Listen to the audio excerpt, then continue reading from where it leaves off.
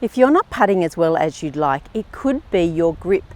Now, what a lot of people don't realise is that there are two grips in golf, one for putting and one for the rest of the game. But a lot of people bring their normal sort of full swing grip to putting, and it's not ideal. If you watch the golfers on TV or watch all the pros, they've actually got a different grip to putt, and it's called the reverse overlapping grip.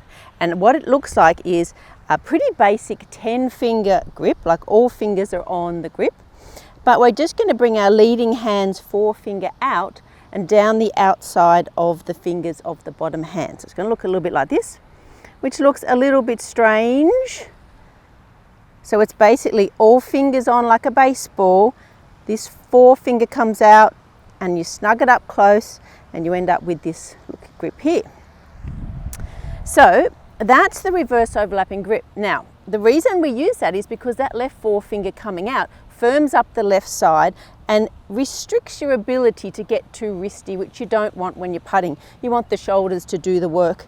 Very little, if any, hands and wrists at all. So that left forefinger firms up that leading side. So if you're already using that grip and you're not putting very well, I have another grip that you can use. But if you haven't tried that reverse overlapping grip, do that first, because it might make a massive difference to your putting, particularly those short ones.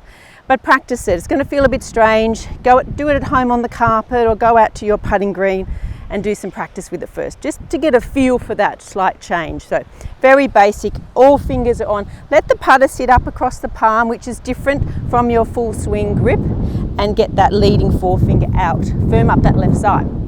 Now, another grip I have, if you're already using that grip but you're not putting as well as you'd like, I have another grip for you, which is a fantastic grip used by a lot of the really good players. Jordan Spieth is one example, there's plenty of others, and it's the leading hand low, or the left hand low for right-handers, right hand low for left-handers. So, and it's very simple. You're just going to swap your hands around. You're going to take your top hand off, bring it down, bring your bottom hand up, and so your left hand is low or your leading hand is low. It's very simple. There's really no rules much about it. You can kind of do it how you like. How I've got it is my top thumb is just snug down into the lifeline of the bottom hand. I've got everything nice and close underneath. Now, the reason again that we do that is because it firms up that leading side. It restricts your ability to get too wristy. You feel like you're kind of pulling the putter towards the hole and stops you doing the flick, which is not good for putting. So give that a try. Left hand low, make sure the shoulders are doing the work. Keep the hands and wrists out of your putting stroke altogether. You don't want this action. See how that feels. Again, practice it first, really, really important. Don't just go out on Sunday and give it a try on the first hole, because it won't work very well. It'll feel terrible.